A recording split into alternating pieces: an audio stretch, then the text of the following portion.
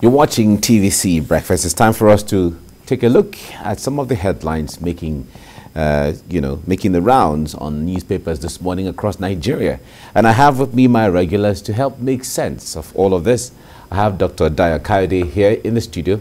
Doctor, good morning. Good to see you. Good morning, Mike. Great. How was the weekend? Very fine. It was okay. And I have Dotun Ojon here as well. The Don. Yes, good morning. Good morning. Good to see you. Congratulations to Dr. Kayode got an award. Oh, okay. He didn't mention it, so I did. Thank you very much. Congratulations. Yes, from the Abuja youth. Oh, I see. They just called me and said that, look, guy, we got to give you an award. That's amazing. Congratulations. It's part of those things that keeps us going. Yeah, exactly. That's good. It tells that some people somewhere are feeling the impact of what you're doing. Congratulations. Thank you. I appreciate Very good. It. Thank you. Now let's begin this Nigeria. This Nigeria says COVID-19 Omicron ban. Federal government fights back. Said to suspend flights from the UK, Canada, Saudi Arabia, Argentina. And the decision is for Nigeria's interest. Sirika, the aviation minister, is saying this. All right, that's this Nigeria. Nigeria News Direct is next and is talking about Omicron. Federal government fights back, bans airlines from UK, Canada, Saudi Arabia, and Argentina. All right, local market remains unaffected. Experts are saying this. Okay, that's this Nigeria. Oh, sorry, News Direct. First news is still on the same Omicron. Nigeria fights back, restricts airlines from UK, Canada, Saudi Arabia. All right, Blueprint newspaper is next. Airline travels. It's tit for tat. Federal government to ban UK, Canada, Saudi and Argentina flights. Okay, decision may be announced on Tuesday. Sirika, the Minister of Aviation, is saying that we will bounce back. Airlines are saying, don't worry, we'll bounce back. Aviation stakeholders thumb up federal government over one flight per week for Emirates. Okay, all this is actually, it's the way they caption it, tit for tat, against you, against me. Okay, from there, let's go to the Nation newspaper, and it's still on Omicron. Federal government to ban flights from the UK, Canada, Saudi Arabia, Argentina, UAE on red list.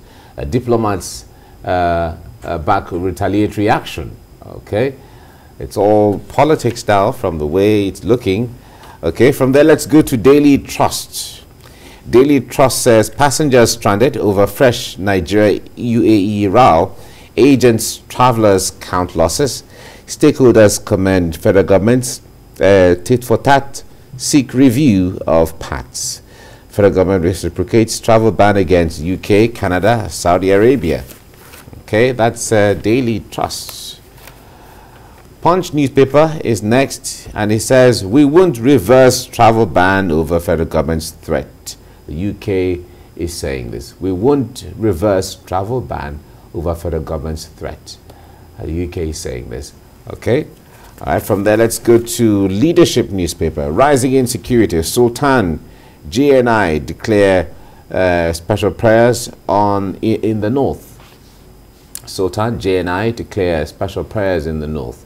Says federal government must protect the people from terrorists and bandits.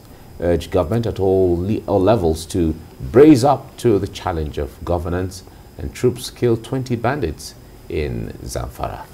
All right, that's the Leadership newspaper. This Day is next, and This Day newspaper says Buhari never promised Tinubu running mate. His boys fire back at Akonde.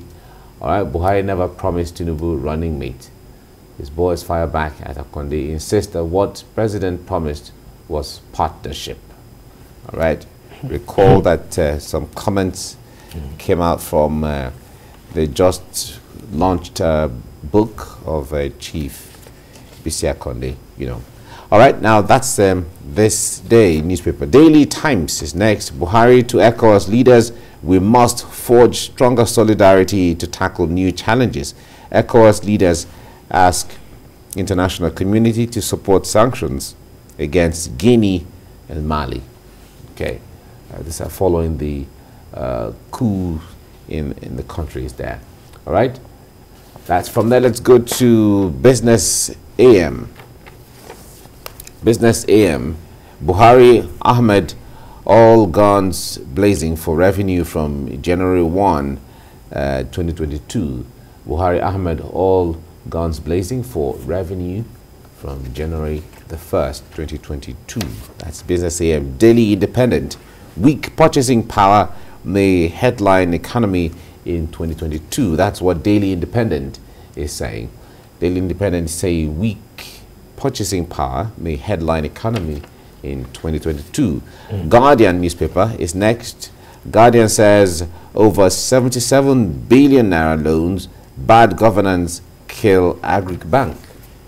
Over 77 billion naira loans, bad governance kill Agric Bank. Bank MD admits failure of ADB loans as recapitalization fails. BPE affirms Bank of Agriculture unviable, difficult to recapitalize. Right?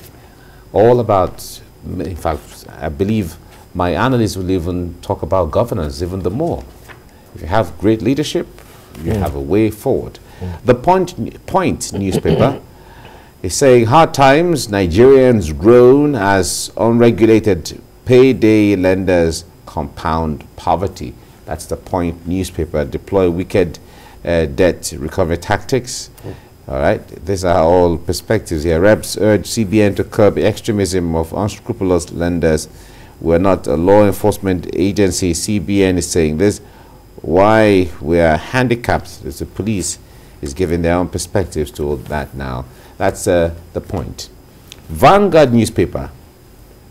Vanguard says corporate governance worsens as companies withhold financials. Sorry. Corporate governance worsens as companies withhold financials. All right, this is Vanguard newspaper. National economy. High bank charges push up costs on Nigerians' diaspora remittances.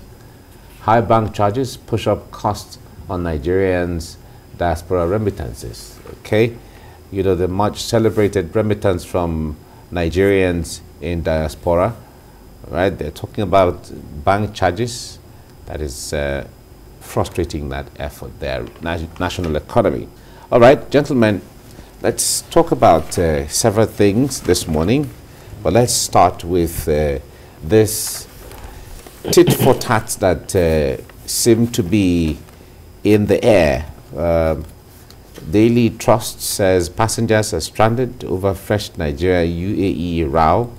And all of these stemming from the issue of Nigeria giving it back in reciprocity the way the UK or Canada or any of the countries is giving it to Nigeria. Doctor, let me start with you on this.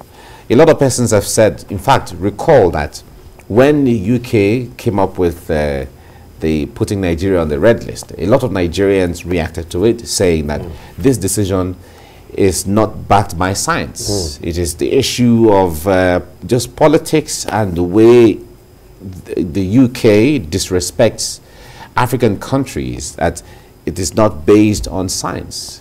Now Nigeria is prepared to retaliate from the report, or reciprocate, sorry, not retaliate, reciprocate that gesture from the reports that we're getting. A lot of people also say, it's all politics we're taking this time. Why don't we work together as humans? You see, when you get to the forest, you see the elephant throwing his weight around because he understands that that is his power. The lion has a mindset that every other animal is for food. And the lion is not as powerful as it has projected itself. So every human being and every country must get to a point, especially in Africa, where they will understand their intrinsic value. And that's what we have not played with over the time. Nigeria, I said it the other time that all we need to do is to just rep up a little our value, so that we too, we are not just going to be retaliating or reciprocating anything. We can get to a point where we make a decision and say, for this reason, we are doing this. That's power.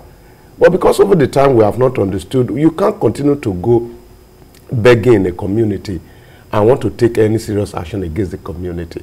So I think beyond even stopping whatever the airlines that are coming to Nigeria or that, I think we should continue as a nation to continue to work on our values so that when they mention Nigeria, in offices and places of decision where Nigerians are not in, there will be people that will quickly count what the implication will be when you stop anything in Nigeria. Well, because of the time, we are talking about a country of 200 million people, Mike. Innovative and energetic community. In 2019 or 2018, they put the average age of the Nigeria populace at 19. That's the most energetic population in the world. You can't play with this kind of people. But again, it's a man who is in hell that will be praying and will be running to get to heaven. If you are already in heaven, and they know that, go to the embassy. They know. When they were doing all this politics here and there, the first question I asked, if you remember, is that, has it affected education visa? It's no. Because an average MBA or an ordinary master costs 7 million. Who brings that money? It is Nigeria. And Nigerians with their money are still eager to live. And you measure the health of your community, of your economy, with the number of your citizens that are ready to take any route out of your country. These are some of the things is beyond, and it's beyond today. But we are planting a seed of letting people know that we need to continue to work on our value as a nation, so that when they mention our name on issues like this, there will be a sign in their head that don't mess up with Nigeria because of leadership. All right. Yeah. Dr. Kayode, this tit for tat, I like the way Blueprint puts it. It's tit for tat. Federal government to ban UK, Canada, Saudi Arabia, and Argentina, and maybe the list could grow. Who knows? But the point is, at the end of this, we're still back with the same issue. We're still back with the same challenges. We're still back on the same turf. You see, like he said, for Nigeria to think that they can flex muscle with all those people at this present day Nigeria, we are just joking. Why? In those days, Mike, before anybody all over the world is going to take a decision, they always look at how is Nigeria going to take this. I've read it somewhere. How is Nigeria going to take this? How is it going to affect Nigeria? Why? Because they know that Nigeria as a country then was a kind of an important nation to the whole world. Is it economically? Is it medically? When Saudi used to come to UCH or medical tourism, when Nigeria was having, when Nigerian Airways was having how many aircraft? Nothing less than 28 with four 747. Who can tour in Nigeria then? When our exchange rate was 1 naira to 1 pound, 78 kobo to $1. Dr. Kayode, who is going to toy with Nigeria then? Dr. Kayode, when nobody is going to, when we don't collect visa in Nigeria, but when you get to the gate of Gatwick, they will just be, when you say you are from Nigeria, they be doing babake and give you your visa from there. Who dare toys in Nigeria? Somebody will say that is good old days. Somebody will say that is long gone. We lost it somehow. That's what I'm saying. From our leadership style. The issue is all this what we are doing. We should go beyond it. They have to look at it. Like, you remember, I think, was it not last Monday when we were talking about those people that were given a travel ban? Only Nigeria from West Africa, others from from South Africa. Okay, why was Nigeria singled out from West Africa? Omicron. It's because we don't have value. Omicron. We don't have value. No, they say it's Omicron. They will say Omicron now, but you yourself, somebody said it there, that they are playing politics with it. So the issue is, Mike, it is the name you call yourself that outsiders will call you.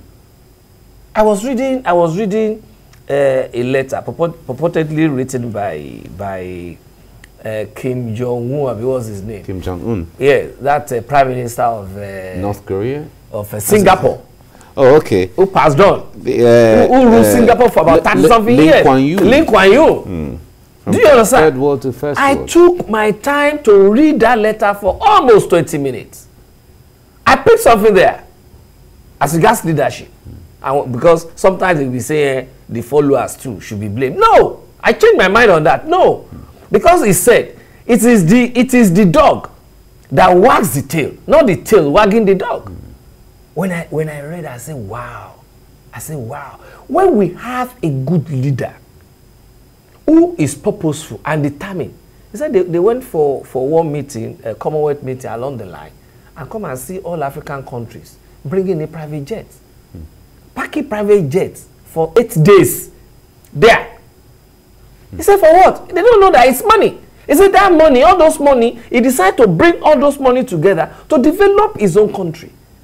Because at that time, when they were planning to join Malaysia and co, they were not even having ordinary water to drink. He said, but those who were looking at them as, hey, look, you are disturbing our economic upward trajectory. And they have no option other than to. He said, but as a visionary leader, look at them today. Look at Singapore today. Look at North Korea, South Korea in those days. 73, 74. I was with this Baba, Professor, I will remember his name later. He said there was a time he went to that place to teach them how Nigerian economy was booming, so that their own economy too can boom. He said when he got to the airport with his agbada, he said they gave him a first-class treatment. That yes, this is somebody from Nigeria. Where is that kind of a person? All right. Dotun is scratching his head. It's a way of saying, well, all that is we've all lost that glory. We can get it back. And all that it's going to take a lot of work. Yeah, but then it has style. Yeah, of course, it's going to take a lot of work. But anyway, we wait to see how this is going to pan out.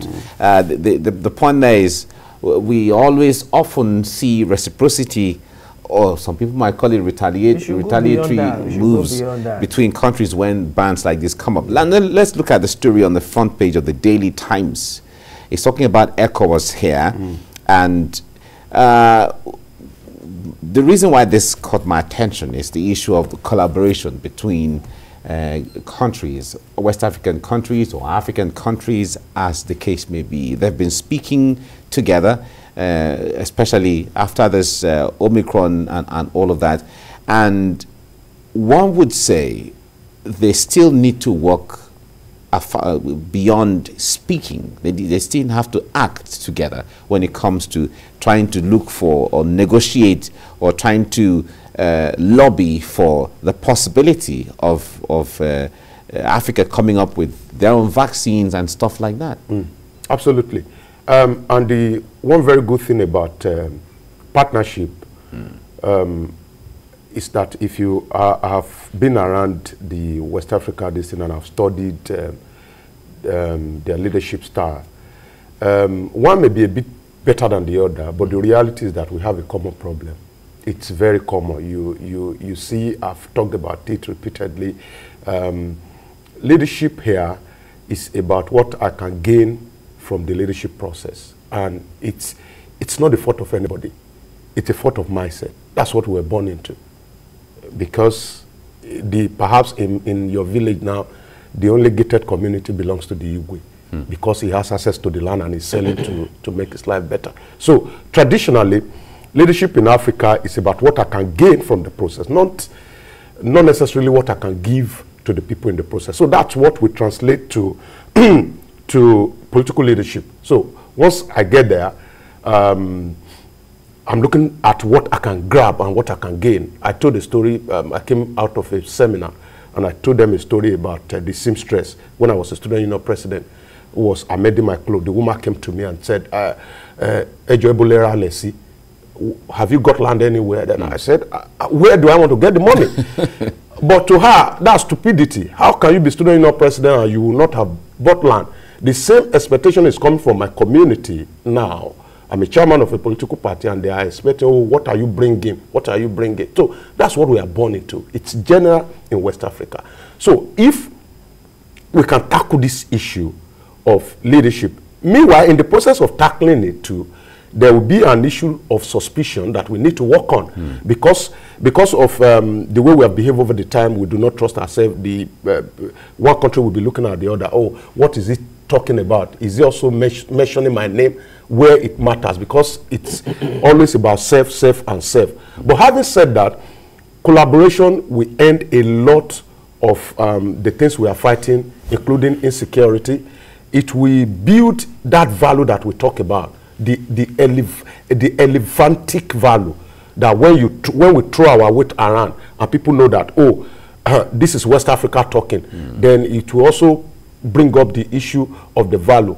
And thirdly, I think partnership also may actually help the citizens, because now the mindset of an average Nigerian is different from that of Cotonou. You want to cross this border now, we pull a policeman blow whistle, the driver reverses and it's okay, I've not committed any offense.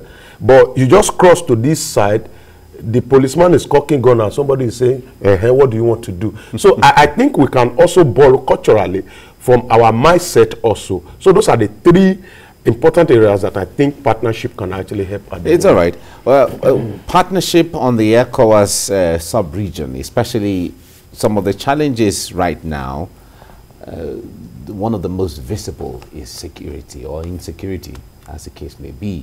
And recall that Mali and Guinea are countries that have experienced coups, against their leaders.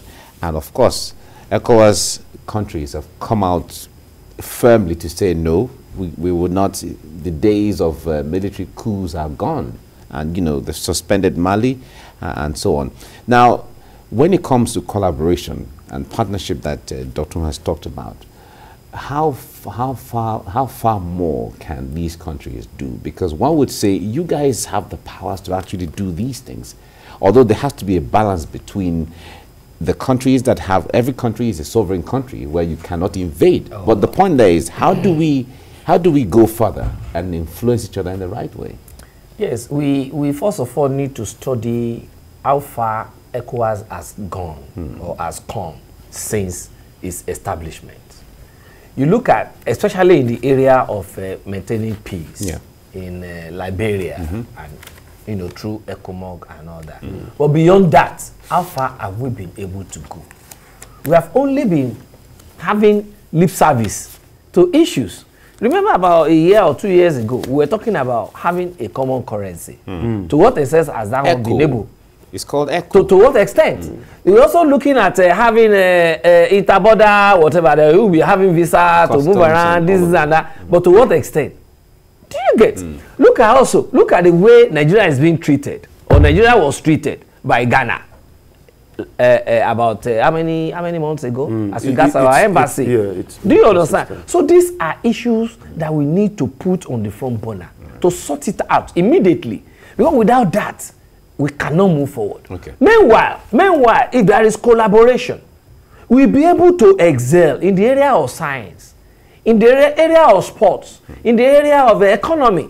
But unfortunately, all the leaders that we are having, they are being feudalistic in their approach to issues. That is, the moment you are a leader, they want everybody to be serving you. All right. We have to leave it here now. We look forward to greater days as presidents and heads of these countries meet and rub minds in the 21st century, because over the weekend they were all in Abuja to hold an extraordinary meeting.